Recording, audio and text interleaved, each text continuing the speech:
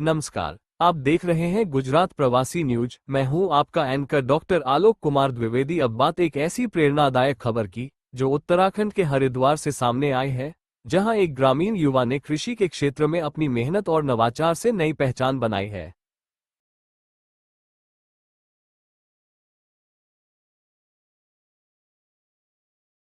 BSc किया है और गन्ने के बारे में भी इनको बड़ी जानकारी है और पशु के बारे में।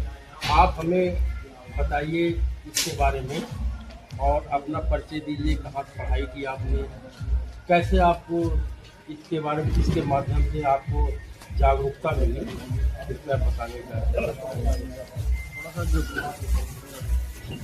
मेरा नाम दीक्षांत भारती है। मैंने अपना graduation course Raja Mahendra Pratap post graduation college से किया है, बीएससी एग्रीकल्चर ऑनर्स, जिसके अंदर हम कृषि के सभी फसलों के उत्पादन और उनकी बीमारियों से बचने के तरीकों को जानते हैं, जिसमें हमारे पास पशुपालन की भी जानकारियाँ रहती है।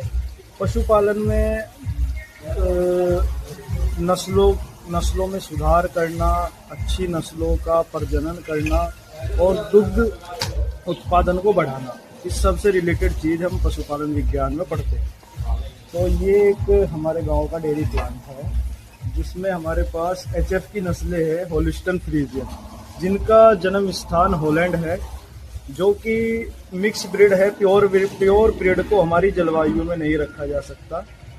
इस वजह से इनकी हाइब्रिड ब्रीड को मिक्स ब्रीड करके विदेशी और देसी नस्लों के प्रजनन से उत्पन्न हुई नस्लों को हमारे देश में पाला जाता है, जो कि दुग्ध उत्पादन में सर्वश्रेष्ठ है, जिनका दुग्ध उत्पादन बहुत अच्छा है। और ये हमारे पास नस्लें हैं सारी जर्सी और होलिस्टन फ्रीजियन की क्रॉस नस्लें, जिनका दुग्ध उत्पादन लगभग 25 से 30 लीटर के करीब हमें मिल जाता है। बाकी देसी नस्लों में साहिवाल नस्लें, जो कि फैट और प्रोटीन का संगठन जिनका अच्छा रहता है, उन नस्लों से भी अच्छा दुग्ध उत्पादन मिलता है। परंतु हमारे पास ज़्यादा दुग्ध उत्पादन के लिए जो नस्लें रखी जाती है वो एचएफ नस्लें रखी जाती है। और इसके अलावा इनमें कई प्रकार की वैक्सीनेशन, जैसे गलघोटू बीमारी होती है, उसके लिए हम वैक्सीनेशन कराते हैं। फुट एंड माउथ डिसीज होती है, उसके लिए वैक्सीनेशन होता है। ये जो हाइब्रिड गाय है, इनमें क्या देखिए, जैसे विदेशी गाय जो हमारे पास होलिस्टन फ्रीजियन में बीमारी थोड़ी सी ज़्यादा है। जो देसी गाय जैसे साहिवाल और हमारे देश की नस्लें हैं, उनमें बीमारियों से लड़ने की जो क्षमता है, प्रतिरोधक क्षमता, वो थोड़ी ज़्यादा है इनके मुकाबले। बाकी उनके जो दूध में फैट वगैरह की मात्रा है, दुग्ध संगठन है, वो थोड़ा ज़्यादा है विदेश जो देसी नस्लों में। जैसे साहिवाल नस्ल होगी, लाल सिंधी नस्ल होगी, उनमें जो फैट की संख्या है, प्रोटीन की संख्या, वो थोड़ी ज़्यादा है विदेशी गायों के मुकाबले। इनका थोड़ा फैट रेट कम है, जैसे 3 से 4 के करीब, 3 से 4%, और उनका लगभग 5 से 6% तक हमें मिल जाता है। अच्छा, मैं ये जानना चाहता हूँ, आपको कृषि के क्षेत्र में जाने में किससे प्रेरणा मिली? आपको किसने आपको प्रेरणा दी कि आप इस क्षेत्र में? प्रेरणा तो मेरी इसमें शुरू से ही रुचि रही है, क्योंकि हमें किसान परिवार से ही संबंध रखते हैं। तो बचपन से हम गायें भैंस सब हमारे पास रही है, तो हमने सोचा उसे ही कारोबार को अपना आगे बढ़ाया जाए, तो उसी से सीख ली है। बाकी मेरी जो पढ़ाई है, मैं आफ्टर 10th सीबीएसई बोर्ड के बाद मैं इंटरमीडिएट एग्रीकल्चर से ही किया है, और ग्रेजुएशन और मास्टर्स भी कर रहा हूँ ब्रीडिंग एंड जेनेटिक्स में, वो भी मेरा एग्रीकल्चर रिलेटेड है। अब आप मुझे गन्ने के बारे में बताइए और गन्ने खेत मिलने के लिए वहाँ आपको जानकारी। दीक्षांत जी, हमको गन्ने के खेत में लाए, आप इसके बारे में कुछ बताइए दर्शकों को। ये पैडी की दूसरे साल की फसल है। ये जो हमारी वैरायटी है, ये 18 वैरायटी है, जिसका फर्स्ट जो पहले ईयर में जो एवरेज मिला है, काफ़ी अच्छा मिला है। 70 कुंटल का बीघा के करीब हमें इसका मिला है। बाकी इसी साल हमने लगाई थी 18 वैरायटी, इससे पहले 38 वैरायटी लगा रहे थे। बाकी जो 18 वैरायटी है, उसमें काफ़ी अच्छी ग्रोथ है 38 के मुकाबले। थोड़ी रोग और बीमारियां कम हैं।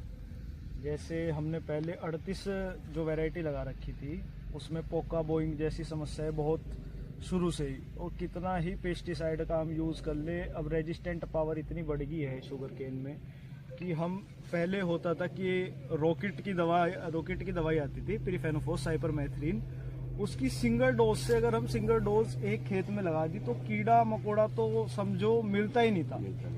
पर अब इंसेक्ट की, पेस्ट की इतनी रेजिस्टेंट पावर, प्रतिरोधक क्षमता बढ़ चुकी है कि 2-2, 3-3 साल्ट मिलाए गए तब जाके कहीं रिजल्ट खेत में देखने को मिलता है।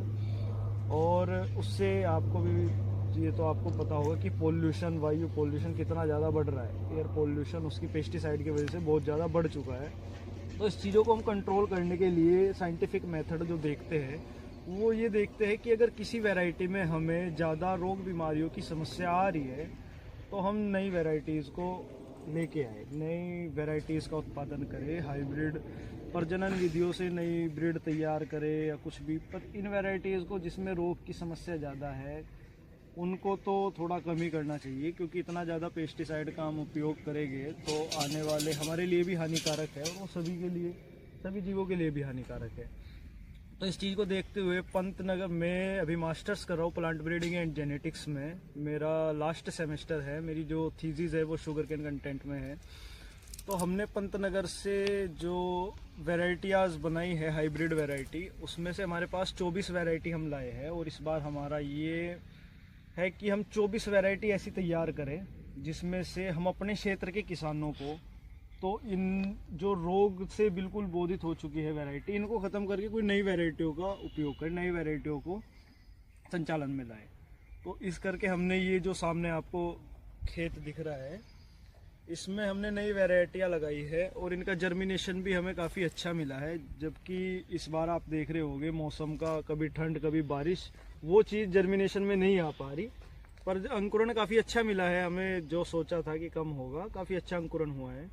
और हमारा मानना ये है कि भविष्य में हम सभी किसानों के साथ है लगे हुए हैं और उनके आर्थिक जो ग्रोथ है, उस आर्थिक विकास में उनके सहयोगी बनेंगे और नई वैरायटियों को संचालन में लाएंगे। अभी शुगर केन में लगे हैं, बाकी इसके बाद भी। और जैसे किसानों को तो मेन यही है कि सभी अपना आर्थिक विकास चाहते हैं। उन्हें ये नहीं है कि हमें यही लगाना है या यही, जिस चीज़ का, जिस फसल का अच्छा रेट मिलेगा किसान उसकी तरफ भागता है। और ये होना भी चाहिए, क्योंकि सभी पेट के लिए अपने काम कर रहे हैं। और आप जैसे पॉपुलर है, अभी पॉपुलर का ट्रेंड चला है हमारे इधर कि लोग, किसानों ने गन्ने को ख़त्म करना शुरू कर दिया है। सब कहीं भी देखेंगे तो पॉपुलर ही पॉपुलर लगा रखा है। पॉपुलर का रेट भी अभी मंडी में 1700 तक का है, 1700 रुपये क्विंटल तक का रेट है। तो गन्ने के अंदर अगर हम मिक्स क्रॉपिंग करेंगे तो पॉपुलर की हमें काफ़ी अच्छी ग्रोथ देखने को मिलती है। अगर एक सिंगल खेत में किसी में भी आप गेहूं वगैरह, सरसों में कहीं भी पॉपुलर लगा देंगे तो ग्रोथ नहीं कर पाएगा जितनी ग्रोथ वो शुगर केन के अंदर कर लेगा। क्योंकि शुगर में क्या है, मिठास है। अब मिठास एनर्जी का एक तरीके से स्रोत है, सोर्स है एनर्जी का। आप खुद भी कभी मीठा खाओगे तो वो एकदम इंस्टेंट एनर्जी देता है। और वो इसीलिए गन्ने, जो पॉपुलर की जड़ है, उसमें उसकी रिक्वायरमेंट पावर बढ़ा देता है कि वो एब्जॉर्ब करता है ज़्यादा से ज़्यादा खाद को। गन्ने के अंदर आप जितना भी पॉपुलर के अंदर खाद डालेंगे इतनी ग्रोथ देखने को मिलेगी, जो कि और फसल में देखने को नहीं मिलेगी आपको।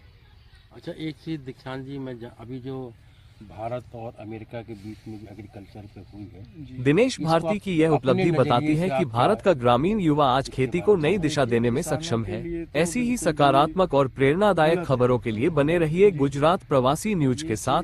रिपोर्ट सह संपादक डॉक्टर आलोक कुमार द्विवेदी, हरिद्वार। और देश के जन को, आम जन को भी समझनी चाहिए कि जो चीज गलत है उसका विरोध होना चाहिए। हो भी रहा है विरोध, हो भी रहा है, पर उस क्षमता से नहीं हो रहा जिस क्षमता से होना चाहिए। क्योंकि अभी भी लोग पता नहीं, उनको